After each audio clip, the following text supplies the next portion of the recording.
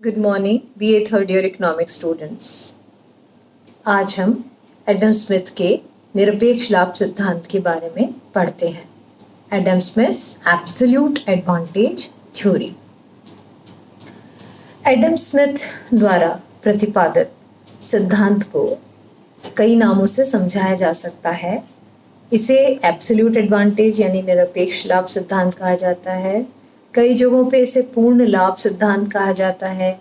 कई जगहों पे इसे कई बार बोला जाता है लागतों में निरपेक्ष अंतर, एब्सोल्यूट डिफरेंसेस इन कॉस्ट्स के नाम से भी इसको जाना जाता है। एडम स्मिथ के निरपेक्ष लाभ सिद्धांत को समझने से पहले हम उन मान्यताओं की बात करेंगे जो इस सिद्धांत के लागू होने की शर्तें हैं। तो सिद्धांत की कौन कौन सी मान्यताएं हैं आप लोग नोट भी कर सकते हैं, मैं धीरे धीरे बोलूंगी। नंबर 1, 2 राष्ट्र 2 वस्तु तथा 1 साधन, यानी साधन भी केवल श्रम। इसे 2x2x1 मॉडल कहा जा सकता है। नंबर 2, उत्पादन में केवल एक ही साधन श्रम का प्रयोग होता है। जो मैंने पहले में भी बताया ना, एक साधन वो श्रम ही है। बाकी जो 4 संसाधन हैं उनमें से केवल एक श्रम को, बाकी 3 संसाधनों को इसमें इस्तेमाल नहीं किया गया है। अतः उत्पादन में संपूर्ण लागत केवल श्रम लागत ही है। इसलिए यह सिद्धांत लेबर थ्योरी ऑफ वैल्यू पर आधारित सिद्धांत माना जाता है। श्रम मूल्य सिद्धांत पर आधारित सिद्धांत माना जाता है। नंबर 3 मान्यता, एक ही देश में श्रम पूर्णतया समरूप है, होमोजीनियस है, एक जैसा है, अर्थात श्रम की कुशलता सभी उद्योगों तथा सभी स्थानों में समान पाई जाती है। चौथा, श्रम की पूर्ण गतिशीलता एक राष्ट्र में पाई जाती है, परंतु 2 या अधिक राष्ट्रों के बीच श्रम पूर्णतया गतिशील नहीं है, इमोबिलिटी ऑफ लेबर। श्रम में पूर्ण रोजगार की स्थिति पाई जाती है, अर्थात बेरोजगारी नहीं पाई जाती। ये 5वीं इसकी मान्यता है। छठी मान्यता इसकी है, उत्पादन की तकनीक स्थिर होती है तथा उत्पादन लागत भी स्थिर होती है। 7वां, परिवहन लागत और अन्य कोई लागत नहीं पाई जाती, यानी जीरो ट्रांसपोर्ट कॉस्ट। और 8वीं मान्यता है, 2 राष्ट्रों में वस्तु विनिमय यानी बार्टर ट्रेड ही होता है, अर्थात वस्तु के बदले वस्तु का ही लेन देन होता है। अतः मुद्रा का कोई भी उपयोग नहीं होता। इन मान्यताओं के आधार पर एडम स्मिथ ने बताया कि व्यापार चाहे आंतरिक हो अथवा अंतरराष्ट्रीय, श्रम विभाजन और विशिष्टीकरण उत्पादन और उत्पादकता में वृद्धि के प्रमुख आधार होते हैं। क्या होते हैं? 2 चीजें क्या बताई उन्होंने? श्रम विभाजन और विशिष्टीकरण किसके आधार होते हैं? उत्पादन और उत्पादकता में वृद्धि के प्रमुख आधार होते हैं। उन्होंने उदाहरण देकर स्पष्ट किया कि यदि समाज में केवल 2 व्यक्तियों से बना है समाज, अगर जिसमें एक मोची है और दूसरा रसोइया, और दोनों अपने अपने कार्यों में अधिक कुशल हैं किंतु एक दूसरे के कार्य में अकुशल हैं, तो उन दोनों का आपसी विनिमय उत्पादन, उपभोग और सामाजिक कल्याण को बढ़ाएगा। इस उदाहरण को अब हम एक टेबल में देखते हैं। निम्न तालिका आप देखिए, इसके बाद मैं एक टेबल प्रस्तुत करती हूँ, उसमें आप देखिए कि कैसे इस बात को हम समझेंगे।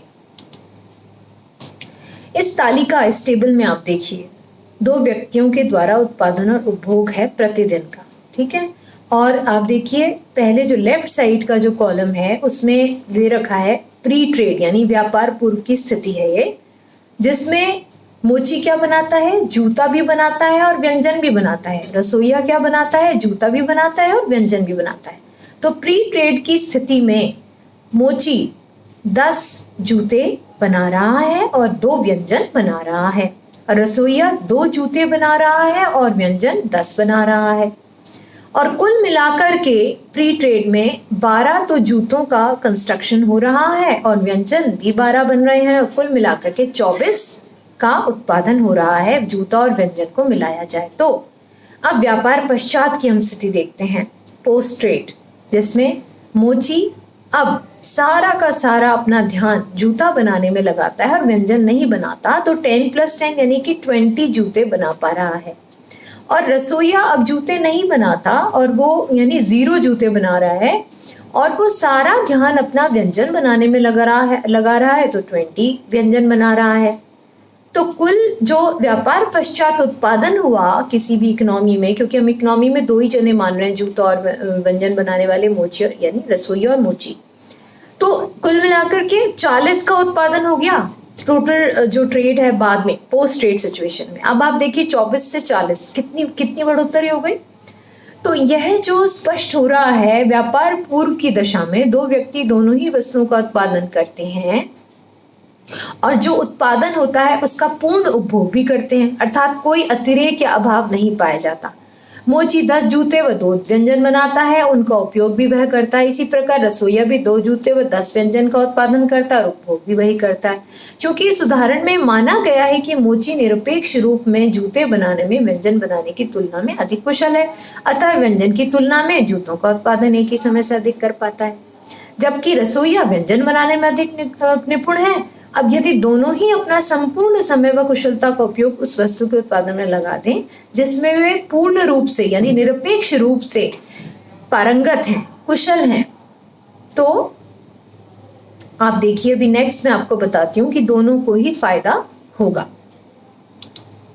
देखिए दोनों को ही फायदा हो रहा है इसमें। अब वो व्यापार भी कर सकते हैं। व्यापार पूर्व उपरोक्त दोनों व्यक्ति द्वारा दोनों वस्तुओं का उत्पादन 10+2 12 और 2+2 12 हो रहा था, ठीक है, और उपभोग भी उतना ही कर पा रहे थे। अब जो व्यापार के बाद क्या सीन बन रहा है, 10+10 यानी 20 वो जूते उत्पादन कर रहा है और 10+10 व्यंजन उत्पादन कर रहा है, यानी कि 16 की वृद्धि हो गई। अगर आप 24 से आप 40 पे जाएं तो, है ना, तो उपभोग के स्तर में भी वृद्धि हो गई है ना, और उत्पादन भी वृद्धि हो गया है।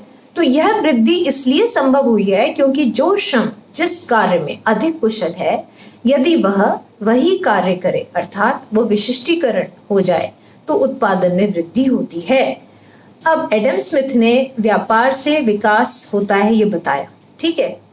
उसके बारे में मतलब उन्होंने इस बारे में ज़्यादा स्पष्ट नहीं किया, फिर भी उन्होंने ये स्पष्ट किया था कि श्रम विभाजन और विशिष्टीकरण व्यापार के परिणाम हैं और जिनके कारण उत्पादन में वृद्धि होती है, जो कि आर्थिक विकास का आधार होता है।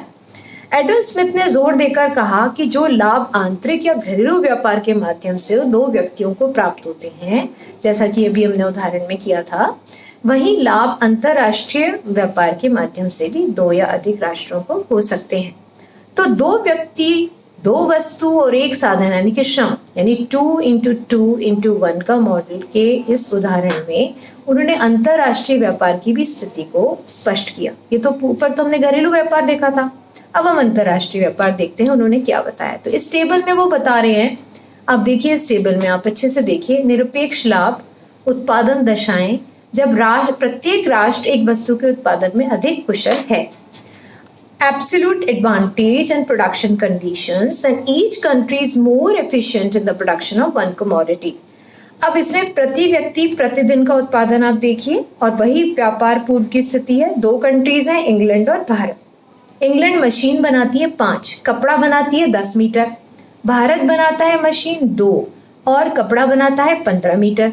इससे साफ बिल्कुल पूर्ण लाभ पता चल रहा है कि इंग्लैंड कपड़ा बनाने में अपेक्षाकृत कम है भारत से और मशीन बनाने में बेहतर है। अब आप देखिए कि व्यापार पश्चात इंग्लैंड जो है 5 मशीनें और बनाने लग जाता है अगर वो कपड़ा बनाना छोड़ दे, और भारत जो है वो 10 यानी ऐड हो जाएगा उसमें कपड़े का मीटर, यानी कि वो आप देखिए कि यहाँ जो वो आप देख सकते हैं +5 और -2 आप देख सकते हैं यहाँ पर, और कुल मिलाकर के जो कपड़ा है वो तो 5 मीटर ज़्यादा बनने लग गया और मशीन है वो 3 ज़्यादा बनने लग गई। तो इससे कुल मिलाकर के पूरी ही अगर आप विश्व इकोनॉमी की बात करें तो वहाँ पर फायदा हुआ है। और इस तरह से उन्होंने स्पष्ट किया था कि पूर्ण लाभ की स्थिति यानी निरपेक्ष लाभ की स्थिति क्या होती है। अब हम कल दूसरी थ्योरी पढ़ते हैं और इसके बारे में क्रिटिकल भी देखेंगे, एनालिसिस। Thank you.